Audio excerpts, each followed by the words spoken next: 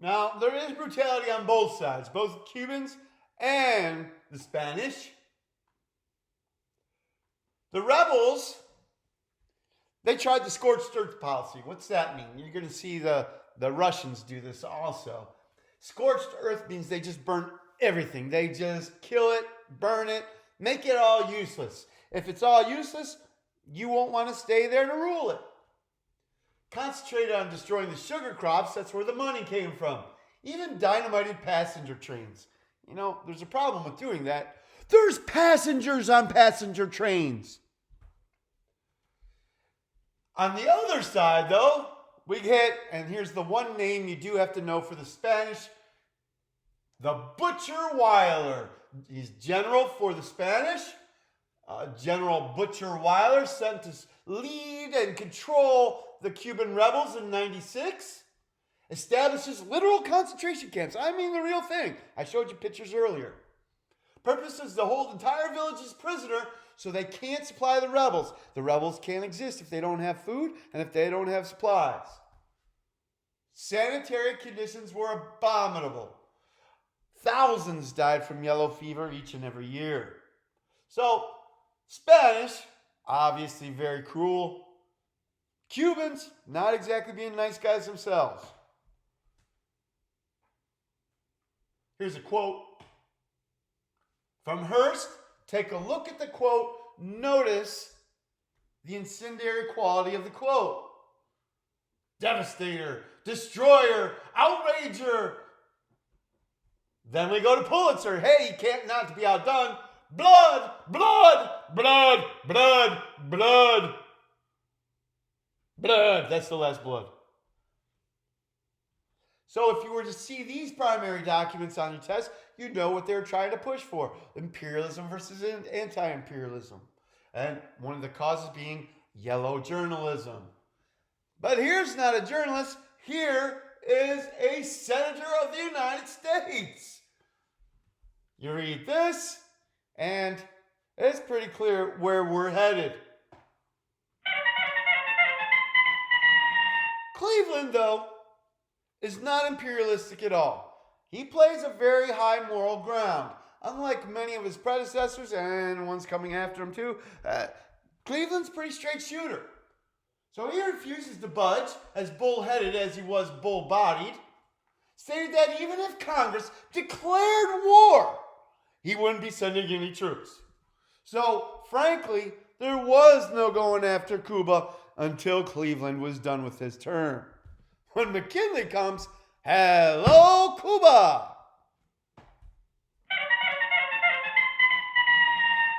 So now here's the next thing. Both Cleveland and the Butcher Weiler left their positions in 1897. That's going to change everything. Her story's an interesting one, and if you click on the link on the PowerPoint, you can read up more about her. She was a rebel? No, she wasn't. She's innocent. She's a rebel. She's innocent. I don't know which one she was, but she would be arrested by Spain and thrown into prison. This becomes a big news story for Hearst, where he says her only crime was to defend her virtue against the lust of a Spanish officer. I don't know if that's true, and knowing Hearst, probably not. Sent a reporter to Cuba and somehow managed to spring Cisneros from jail. So, man, all the American diplomats, everything trying to get out of jail, nothing. Hearst gets it done. Hearst headlines. An American newspaper accomplished in a single stroke what the red tape of diplomacy failed utterly to bring about in many months. Even the Bishop of London cables congratulations, and the governor of Missouri suggests that Hearst send in 500 reporters and free the entire island. So here, click the link, read the article. And again, remember this quote. You need to know that quote. Number 14. Number 14.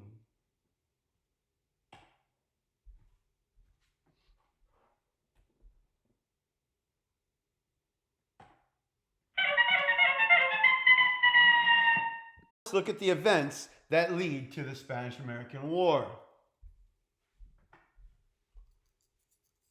I got the DeLome letter, the battleship Maine, Hearst headlines, and thus the battle cry, remember the Maine. So February 1898, we get what's called the DeLome letter. I could be pronouncing that incorrectly. So let's take a look at these. First off, an ambassador's letter was stolen. Refers to McKinley as, quote, ear to the ground politician, a bidder for the admiration of the crowd. This causes quite a stir and contrasts his remark with those of Teddy, though, no big deal. Come on. Teddy, what does he say? Quote, white-livered occupant of the White House. Quote, having the backbone of a chocolate eclair. That might be my favorite quote of the day. Having the backbone of a chocolate eclair. If you don't know what a chocolate eclair is, it's one of those donuts that has all the cream filling in the middle. Not much of a backbone. Now, here's the deal. It's perfectly fine for Americans to criticize our president. Matter of fact, that is probably a quality of an American. Hot dogs, apple pie, criticize the president. But don't your country do it. And that's the attitude you get here. Nationalism, maybe aggressive nationalism, jingoism. The battleship Maine pays a friendly visit to Havana Harbor. Basically like waving a match over an oil well just for fun, quote unquote. The Maine explodes and sinks. Who did it? Well, the least likely were the Spanish, because they don't want to get other nations involved in their problems. Cuban rebels maybe want to blame Spain and get something started.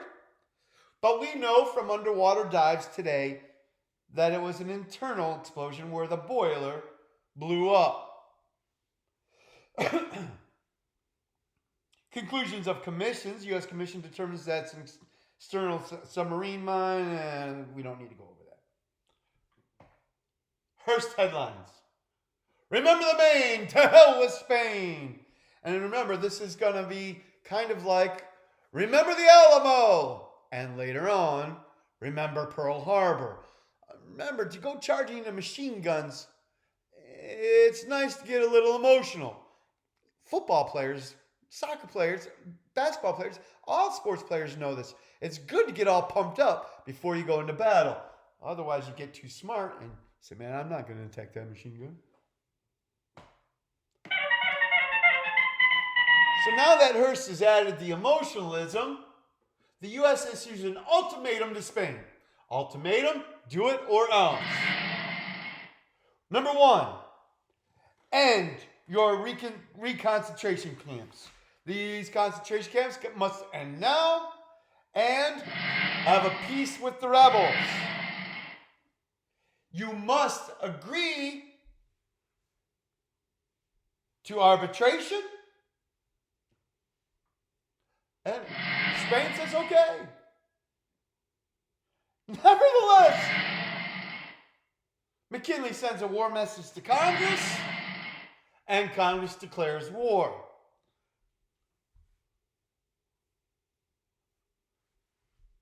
Did we want war? It certainly seems so, didn't we? They agreed to all these conditions, and still we declare war anyways. But in come the anti-imperialists. Mark Twain says, no, you're doing it just to take stuff. We're not, we promise. So the Teller Amendment says we had no imperialistic motives and would give Cuba independence once we defeated the Spanish. Psych.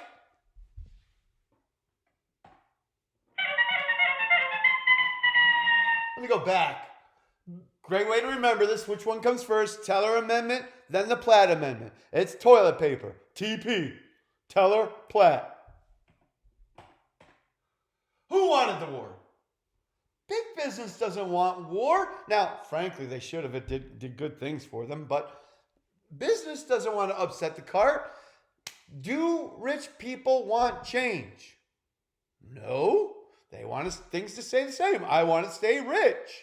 So big business doesn't want huge change. McKinley doesn't want it, although the people nipping at his heels, and maybe the Spanish diplomat was right, he does try to appease his constituents and his donators. The people did want it,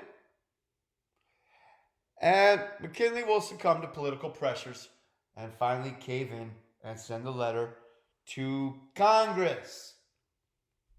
He wants to get reelected.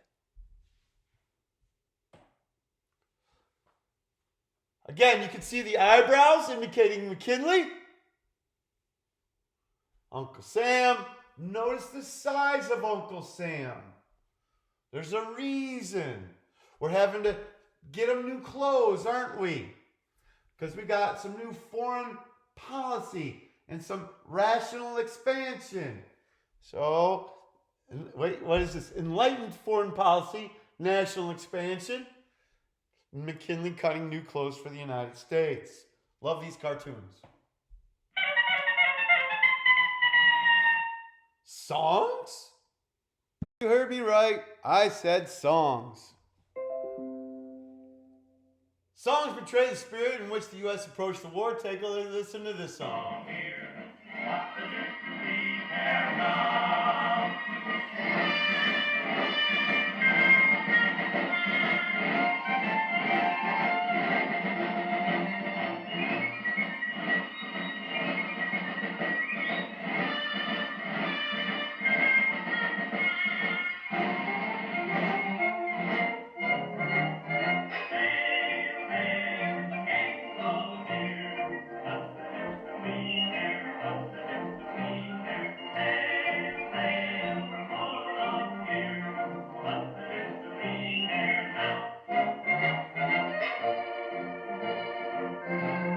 I know what you're thinking. Hey, Mr. Naramore, wow, let's hear the other song. There'll be a hot time in the old town tonight.